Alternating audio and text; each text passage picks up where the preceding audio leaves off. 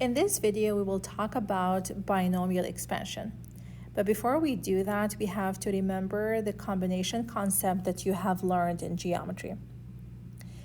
So the number of ways to choose R objects from N objects without regard to order, it means order does not matter, is called a combination. The combination is found using the formula NCR equals N factorial over R factorial and minus R factorial. So let's try an example and do it both by hand and on the calculator. A committee of our students, which is 3 students, will be chosen from a group of 10. So I'm choosing 3 from a group of 10. How many different committees are possible? So I'm going to start by using the formula. So NCR, in this case, N is 10 and R is 3. So 10 factorial over 3 factorial times N minus R factorial. So 10 minus 3, that's going to be 7 factorial. So let's try to solve this by hand first. So I see that there's 3 factorial on the bottom, so that's going to be 3 times 2 times 1. I'm going to keep the 7 factorial because I can simplify it with something on the top. So 10 factorial is going to be 10 times 9 times 8 times 7 times 6, so that's 7 factorial. So I'm going to keep it like that so I can simplify these together. That will make my calculation easier. And then I can also simplify 3 with a 9, so 1 and 3. I can simplify 2 and 8. So then on the top I have 10 times 3 times 4, that's what's left, and that's going to be 120. That means that there are 120 different committees to pick 3 students from a group of 10 students. Now, how can I do that on the calculator? So as you can see, N is 10 and R is 3. So I'm going to start on my calculator. So you have to specify what 10 is, what N is, which is 10. So I'm going to click on 10. And then you click on Math, move over to Probability, and then click on NCR, which is number 3. So that means that N is 10. Now you have to specify what R is. So R is 3. And you click Enter. That means there are 120 committees, different committees, to pick 3 students out of 10 students. So there are 120 possible ways. Now we learned how to do this on the calculator. Let's see how we can use combination to help me with binomial expansion. So again, before we talk about binomial expansion, we have to talk about the Pascal's triangle. You might have heard about this before.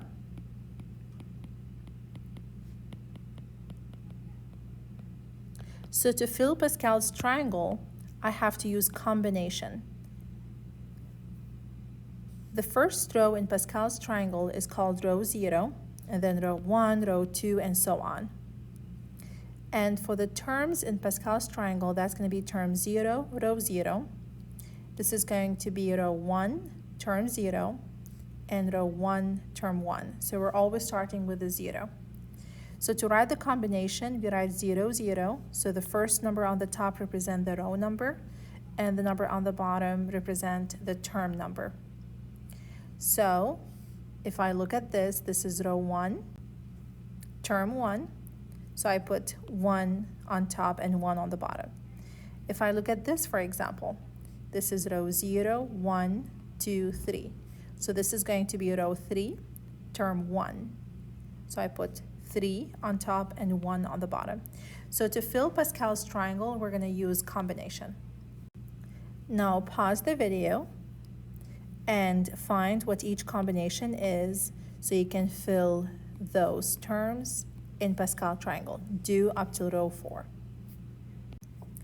Now, if you use combination to find the different terms or the numbers in Pascal triangle, remember that the number on the top represents N, the number on the bottom represents R. This is row 0, term 0, and so on. So this would be the numbers, these are the numbers in Pascal's triangle. Now, can you notice a pattern? What is each row starting with? What is each row ending with? So each row starts with 1 and ends with 1.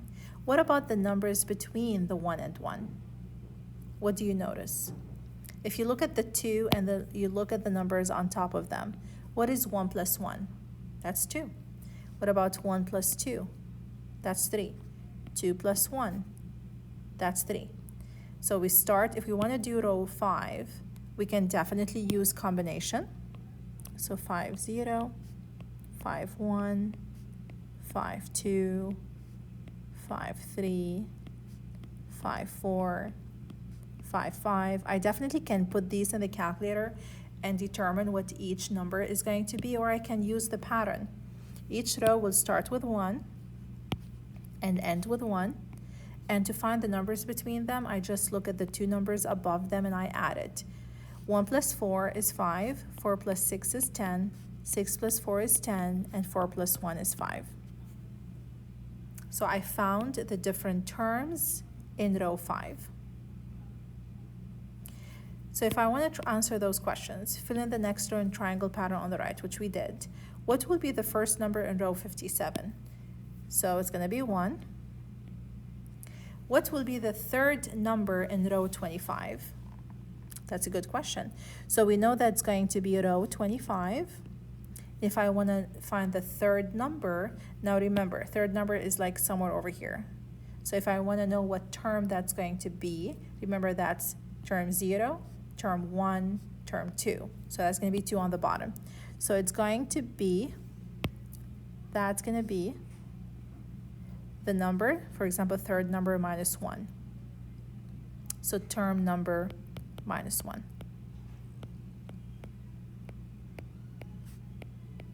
So if they want the third number, I subtract 1 from it, and that's going to be 2 because we're always starting with term 0.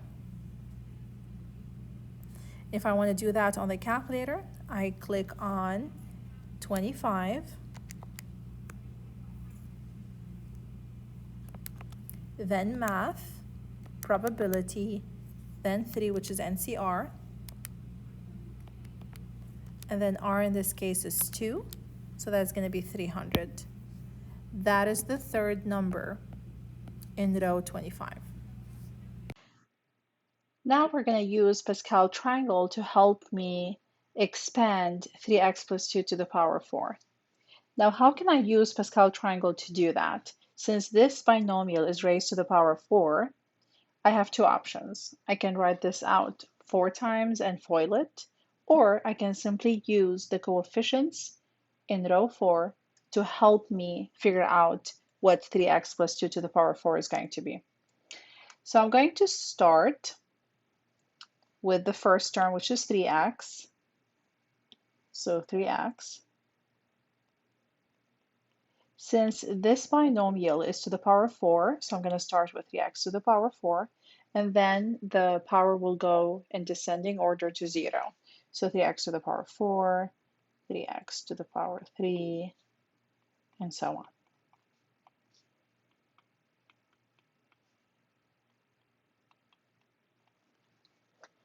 And now I'm going to start with the second term, which is 2, and I'm going from 0 to 4. So that's going to be in ascending order.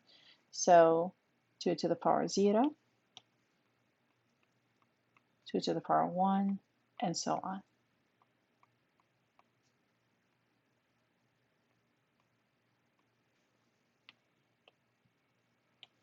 And 2 to the power 4. Now, since 2 is positive, then there's a plus sign between all of the terms. Now, in order to know what number goes in the front, I'm going to use row 4 in Pascal's triangle. And the coefficients are going to be 1, 4, 6, 4, and 1.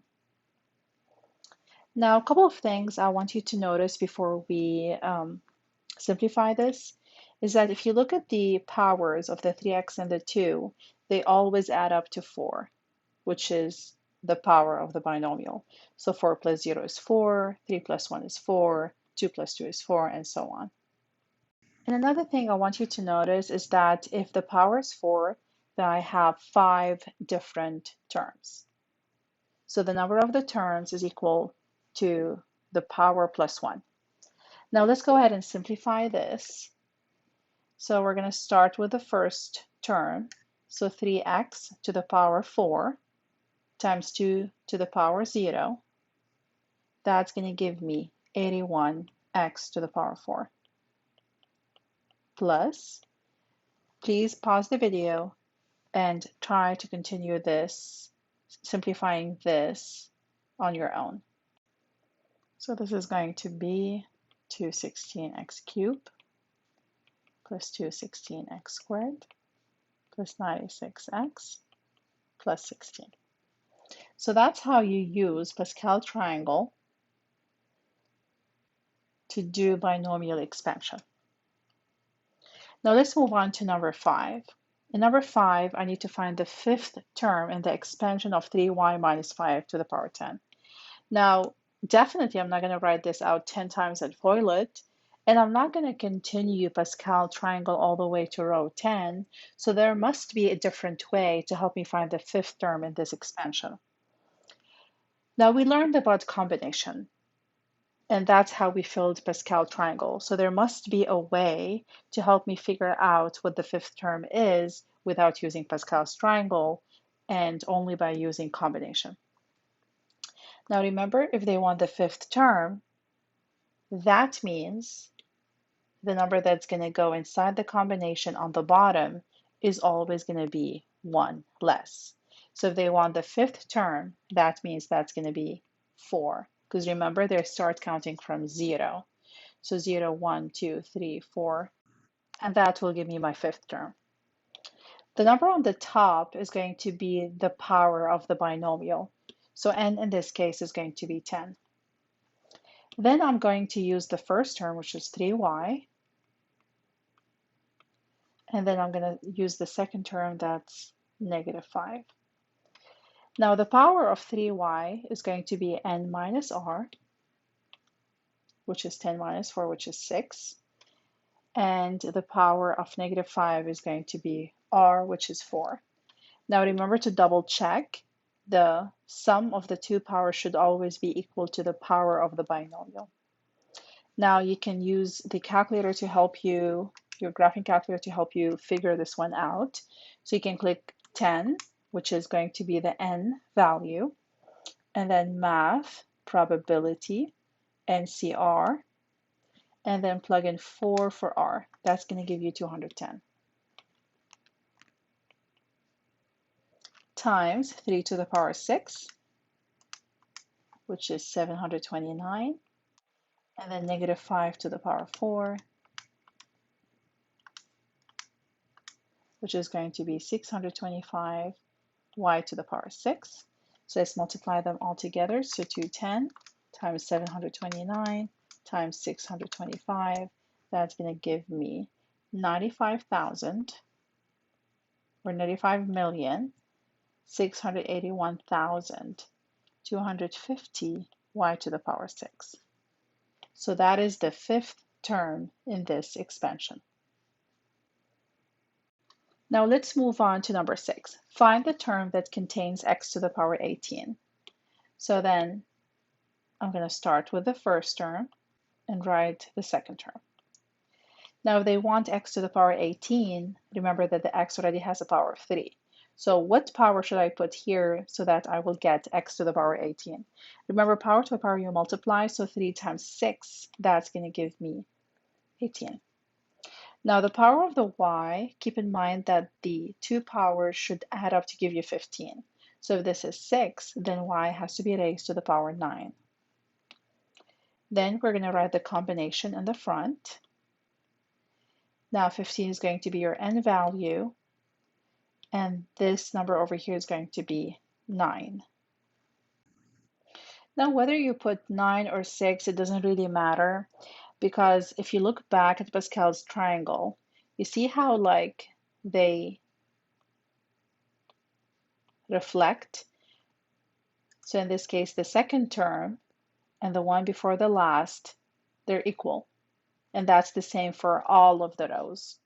So whether you put 9 or 6 over here, that's going to give you exactly the same answer. So if you put 15 combination 9, that's going to give you 5005. Or if you put 15 combination 6, that's also going to give you 5005. So x to the power 18, y to the power 9.